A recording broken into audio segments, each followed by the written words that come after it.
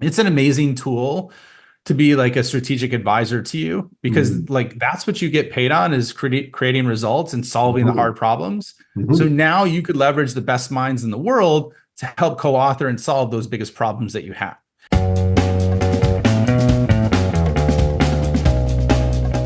Welcome to the Full Funnel Freedom Podcast. If you are listening to this, you are likely leading a team responsible for generating revenue. Purpose of Full Funnel Freedom is to support people like yourself and keep your funnels consistently, reliably full. Welcome to the Full Funnel Freedom Podcast. I'm your host, Hamish Knox. Today, I am really excited to have Ryan Staley from Whale Boss as my guest to talk about AI and sales leadership. So Ryan is the founder and CEO of Whale Boss, where he helps technology founders grow from 1 million to 30 million through the principles he used to achieve the same results personally. Ryan has taught over 800 CROs, VPs, or leaders his proprietary enterprise sales frameworks for startups and companies like Google, Amazon Web Services, Stripe, Salesforce, Uber, and other companies you might have heard of. Ryan, welcome to Full Funnel Freedom. Thanks, man. Happy to be on here. This will be a lot of fun, dude. I love to nerd out on AI and sales leadership. It's some of the funnest topics to talk about. So Amazing. Well, before we get to that, I've given the audience the 30,000 foot view, a little bit of a teaser about who Ryan is.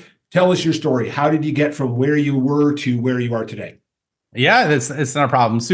Probably similar path to a lot of people listening in the sales leadership role. Maybe not. I started off as I had a couple of shit sandwich jobs, if you will, to start, right? Where effectively I did the door to door when I was in college, and then I was, well, I guess the predecessor to predictable revenue SDR, where I would make $250 a day, try and one call close people, right? So that was foundational for me. Did mid-market and then enterprise sales, and then moved into leadership, turned around an underperforming office, and then was tasked to grow a enterprise group. And they're like, hey, we want to move up market. I'm like, awesome. Like, what's my team? They're like, you don't have one. I'm like, okay, cool. What's the go-to-market playbook or strategy? Like, we don't have one. Go figure it out, right? So always worked for companies that were resource constrained, and it was always like a go figure it out type approach. Sure. And so grew that from 0 to 30 million in ARR in about 5.5 years with only 4 salespeople. Wow. Had no SDRs or marketing really effectively. So did some really unique things to make that happen. And so for about 3.5 years, maybe 2.5 years, I was really focused on applying those principles and helping tech startups apply those to their business. And so what happened though, about 14 months, no, it was about 15 months ago now, I guessed on my podcast called The Scale Up Show. Basically the founder of Wistia, a guy named Chris Savage, is like, hey, Ryan, he's like, have you tried Dolly yet? And I'm like, no, I haven't tried Dolly. And this was like when Dolly first came out. You tried it, and I was like, okay, this is kind of cool. It's got potential, but I wasn't blown away, right? And then what happened was ChatGPT got released, and I was on the early list for that. And so I started using it almost instantly. And one of the things that was kind of a trend on social was people are like, hey, let's see how good this is and test it off things that I know to be true or my job. So I did that, and I was both scared and like petrified and excited at the same time, because I asked it a couple questions, and it basically gave me 95%. It got me 95% of the way there, 95% of the way there with just a couple questions. And so I'm like, this is going to change everything. And when I was in sales leadership, I spent so much time just trying to hit my number and support my team. So I didn't have any time to focus on outside areas like AI. And so I'm like, hey, this is gonna be a big gap. If I could bring this to the community and then combine like my background in sales and sales leadership, and then integrate AI into it, people will be able to carve out 10, 20 hours a week while just doing things that they never thought were possible. And so that's really what I'm focused on now, my big core mission to help the revenue community, if that makes sense. I love it. Very, very cool story. And I appreciate you sharing that when you first dug into ChatGPT, you're like, hey, wait a second. This is kind of scary. And I also like how you said it got you 95% of the way there, because that's one of the things that I've discovered in my use of AI is it's great for getting us 80 to 95% of the way there. And there's whatever is left over, 5 to 20%. That's the human stuff. That's where we have to apply our knowledge and our background. So, Ryan, for the sales leaders who are listening out there, who let's make it stupid simple at first, and then we'll get accelerate into the cool stuff. where would you recommend a sales leader who's probably like you said, trying to hit their number, trying to support their team, don't have a heck of a lot of time, but they're like, hey, this is kind of cool. I can't hire Ryan yet. I'd like to, but I'd really like to get at least started so I don't waste a bunch of his time with the beginning stuff. Where would you recommend they at least get their feet wet so when they do engage with you, they at least have a baseline knowledge so you don't have to start from zero?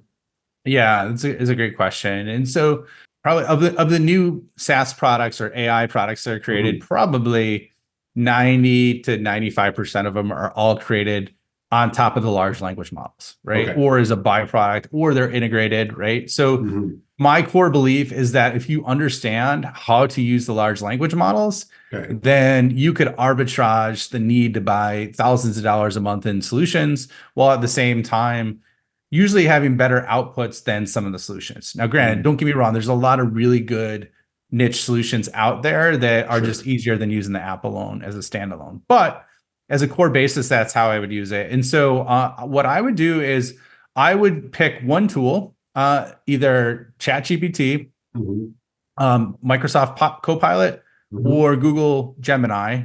If you have Workspace, I would use Gemini. If you have basically Office 365, I would use ChatGPT or Copilot, because Copilot would be integrated right in it. And this just happened, right? So that'll make everything easier. So that's step one, is pick a tool. Step two is what I would say is, if you are basically using Google, which everybody basically is on a day-to-day basis, instead of using Google, try and use one of those tools for what you would use Google for, right?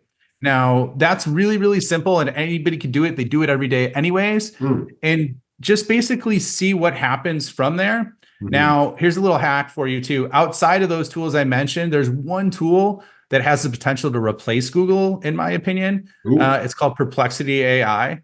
It's so good and so fast at research. If you're looking at just core real-time research, that's a tool that I would recommend for that. So basically pick a tool, then, basically replace a job to be done that you would do with Google with the tool. And then step three, here's the part that nobody does, but like I've gotten the biggest gains from it, which blows my mind, is I like to journal. I'm into personal development and biohacking and all that stuff, right? Well, I don't even know if they call it biohacking anymore, but basically caring for myself as I get older, so my body doesn't go to shit and I can still perform. So effectively, the real simple thing you could do is I have basically like an AI log. So what I'll do is I'll write down what I used AI for, what are new ideas I have from it, and then I'll just keep rinsing and repeating. And what happens is it becomes a flywheel of how you can continue to integrate this into everything that you do. Very simply, it costs nothing. And just by like taking literally 2 minutes to say, hey, I used it for this today, what can I use it for tomorrow? And then the ideas will just flow. Super simple. Right. I like that. Now, you're doing that in like a journal or something. You're not doing that in an AI tool. No, I'm actually just using Google Sheets for that, right?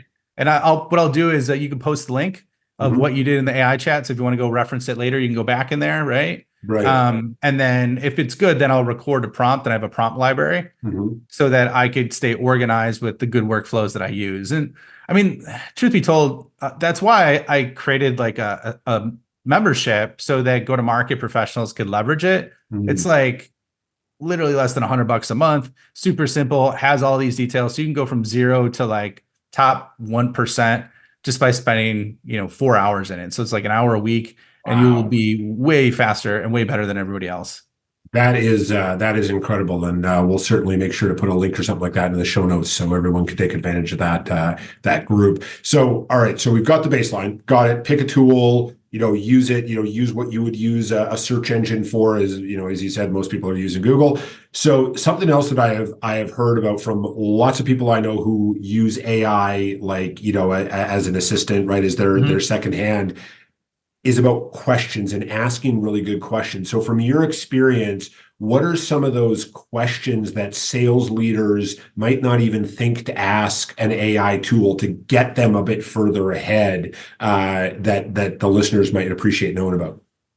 Yeah, it's a great question. And I was thinking about this the other day, and I'm like, one of the core things is, because this is such a change to anything that's ever happened to us in our lifetime because of the infinite amount of capabilities that it has. It's like, Sure. I've been thinking about it and trying to create frameworks around people wrapping their mind around it, because that's the biggest barrier right now. It's not the cost. Like, you can use it for free, right? Or $20 a month, or so. Like, kind of how I look at it is there's 3 stages to it. There's basically assimilation, and that's kind of just starting to use it, like what I mentioned right there, with just core elements. It could even be with like writing emails or condensing transcriptions into follow-up email. Like, people are starting to use that. So assimilation's phase 1.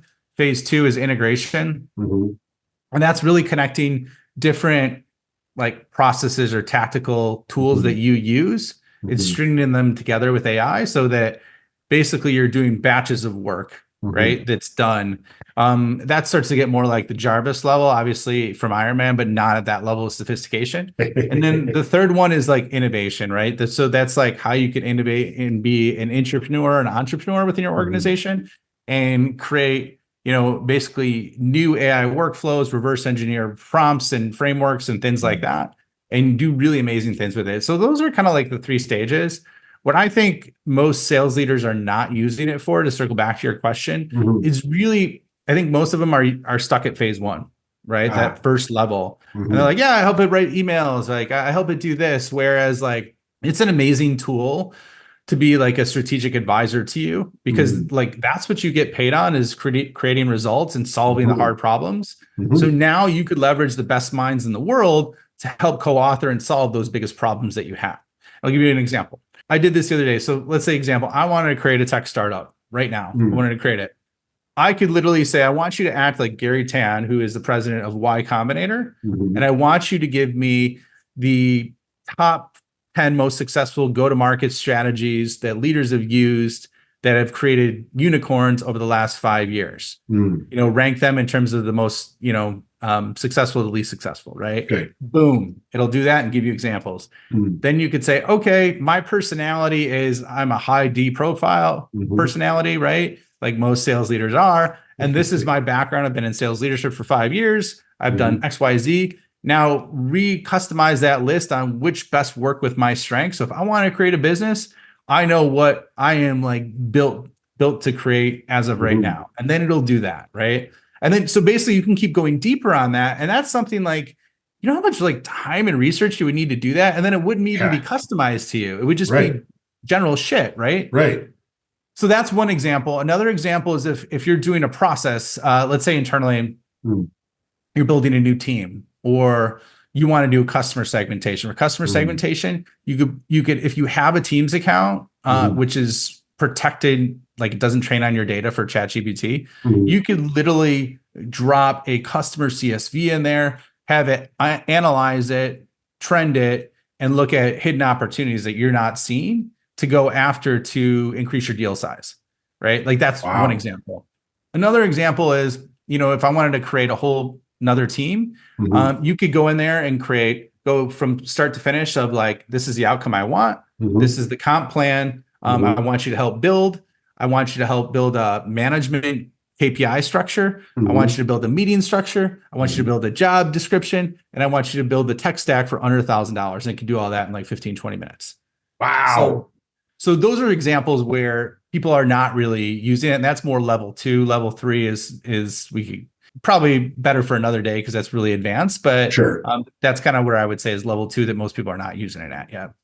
And just as you're talking about that, I'm thinking about like the leaders that we support and how the things that they come to us and ask for. And I know I've used other tools, like when leaders have come and said like, hey, what should we pay this role? We're looking to hire an account manager or whatever. And there's tools out there that I leverage, and I make it sound really smart, and I tell them what I'm using so they don't think that I'm some kind of genius, because I don't want that pressure. And also, as you're sharing this, it's like, what is our ultimate mountaintop? Our ultimate mountaintop's hit the number. Fair?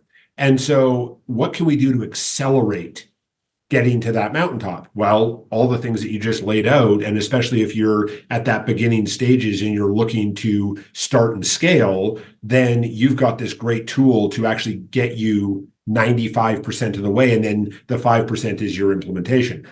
So, Ryan, as we are building these things up, so let's say that we get a sales leader who's listening to this and goes, absolutely, I'm all in, let's do this. And they start building out these processes, things like that. I don't want to go to level 3 because that's advanced. We'll have you back sometime in the future to talk about the advanced stuff. So how do they actually put this into the real world? Because it's all great when it's on a piece of paper or on a ChatGPT screen. Mm-hmm. What's the human side? What's that implementation side that actually makes all this awesome, cool process and data run and scale? So there's a couple of different ways to do it. So I think step one is like the leader has to understand what's possible and how to use it, because they can't lead their team on having them do it if they're in the dark, right? Fair. Like it's like the equivalent of like, and I don't know how many of you have had this happen, but you have a leader in your business that has never done what your job is, doesn't understand your job, what you're expected to do. Let's say you're a rep and you have a sales leader who's never done what you've done, has no idea how to sell. And then they'll be like, you should do this, right? Like it's the same thing. And there's a lot missing. So you've got to one, lead by example. Sure. Two, once you're done with that, I think you need to create an environment where your team can thrive and have the space to use this. So how I would do that is there's a couple of ways. Is one, you got to give them the capability to create a prompt library. And so right now, a prompt library is the foundational AI workflows with how companies operate. That could be in Notion. Some people do that. I have other tools that I use, which are basically you type in one word and it could build out like a 50-word prompt. So there's capabilities like that. And then what you do is you start off and you give your team some examples of prompts that they could use. Have this in the meeting, show them what's possible, and then expect them to go over the next week, spend a couple hours, and identify the 3 best ways that they can make their job better by using AI, right? Whether it's shortening the time, giving them a higher quality result, or doing it faster, right? And then what you do in your next team meeting the following week is you have each of them present what they found, what they learned, what was hard, what was good, all that kind of stuff, right? Then you upvote the top workflow use cases and make that a standard for your team to leverage moving forward, right? You keep doing that process, you can keep iterating on top of it. And before you know it, you have a self-scaling organization that's working 2 to 3x faster than every other company in the space. And it'll just get you amazing results as well.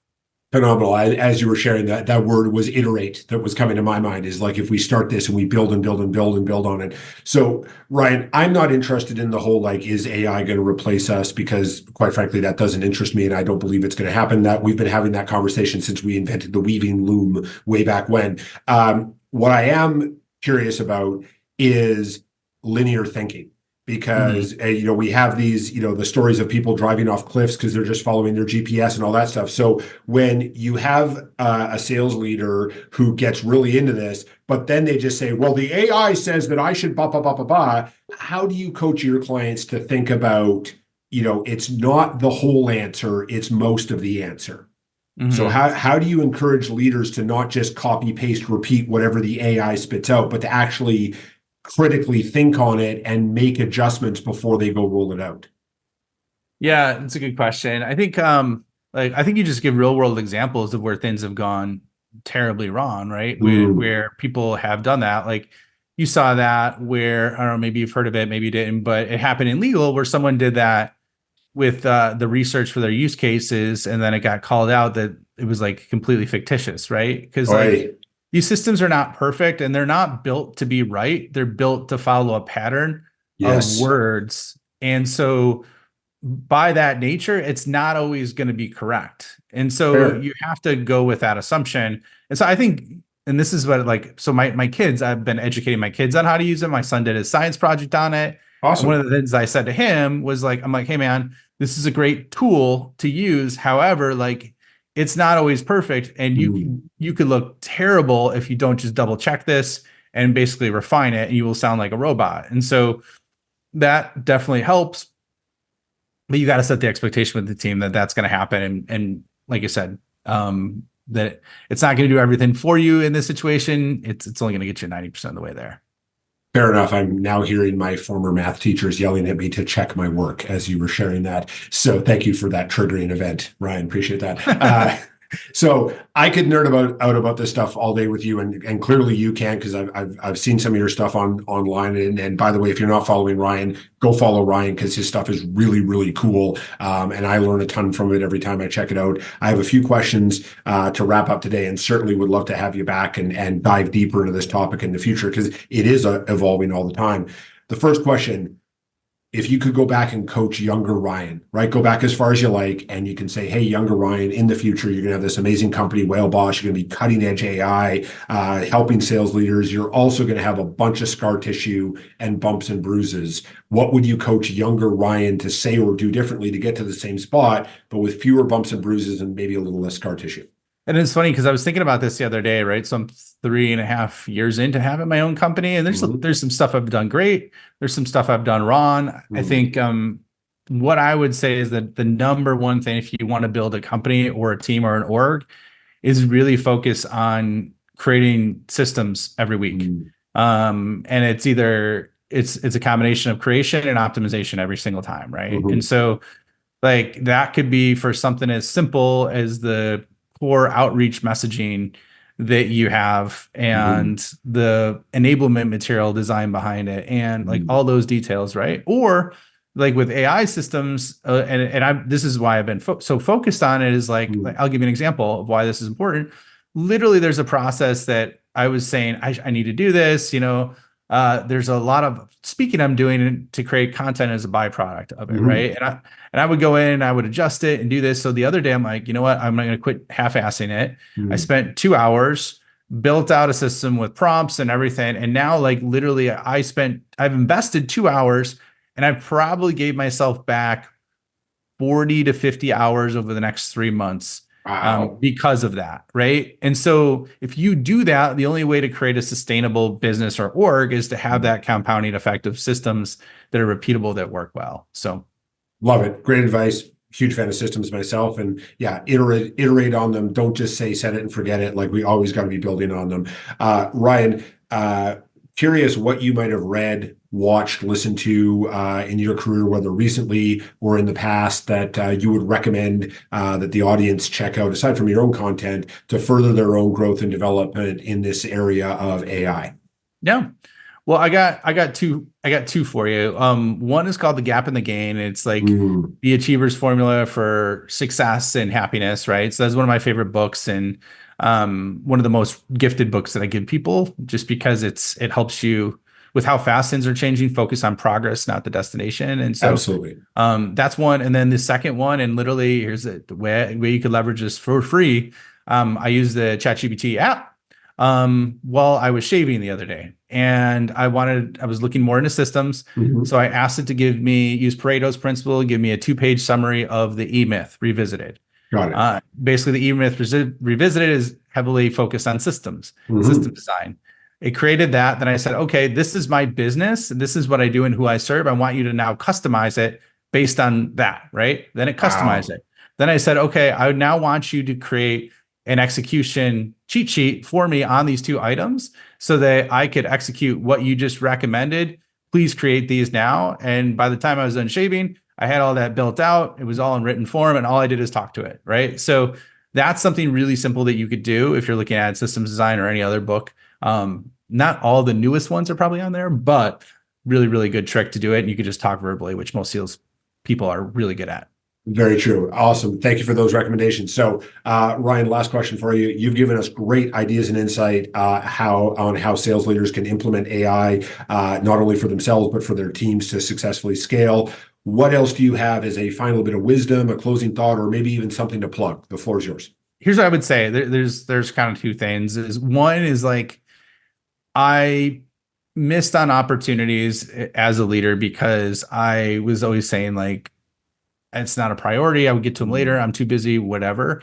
This is like one of the few life-changing priorities that I stopped everything in my business and pivoted, because there's going to be winners and losers, in my opinion, big time. And so you can be on the winner side if you jump on it now. And, if you want to hear more or see what I'm doing, my website is ryanstaley.io. You could check things out there. I have a lot of content on there and things like that. In addition, just email me. If you're a sales leader and you're looking to do this for yourself or for your team, it's ryan@whalesellingsystem.com. And just reach out to me, tell them, mention that you heard me on this podcast with Amish, and then we'll take it from there, man. Awesome. Thank you, Ryan. And we will certainly link to your website in the show notes. We will not, for spam related reasons, link to your email address, but I hope all of you made note of it. Or if you didn't, rewind a couple of seconds and get that email address from Ryan. Mentioned you heard him on Full Funnel Freedom. Ryan, I've had a blast chatting with you today in our previous conversations. Thank you for being a guest on Full Funnel Freedom. Thanks for having me on, man. This is a lot of fun. Sales leaders, I learned a ton from Ryan on the podcast today. I am really excited about this whole world of AI. And also, my passion is that more effective human-to-human interactions. And we can use AI as an accelerant to have more time to have those more effective human-to-human interactions and more time to support our team, whether it's in the field or in role play or whatever that might be, because we have these technology tools available that are getting us that 80 to 95% of the way with the stuff that used to take us hours and hours. And as Ryan shared, he managed to get an entire summary of a really amazing book customized to his business while he was shaving. And I love the fact that he did it while he was talking, because that's my brain hasn't got there quite yet. I still like to type things, although I can totally see how speaking out your commands to an AI would work really, really well.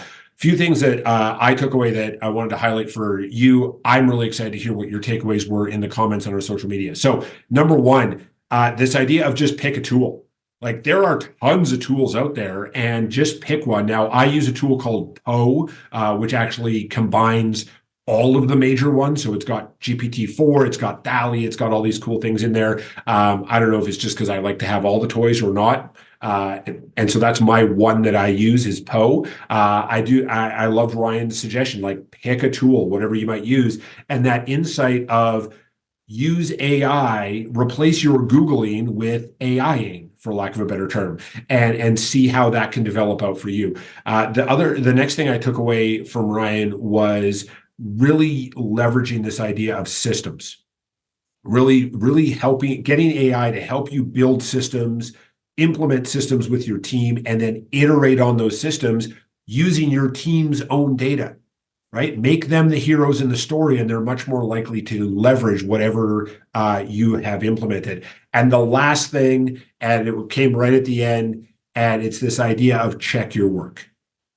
AI is great, and we've got plenty of stories out there about how things were fictitious, or things were names were replaced, or images that were created did not represent the historical accuracy of what the user was looking for. So for both us and for our sellers, when we are using AI, we definitely want to be checking our work and not just going copy, paste, implement, and that linear thinking that ends up being really, really damaging for us.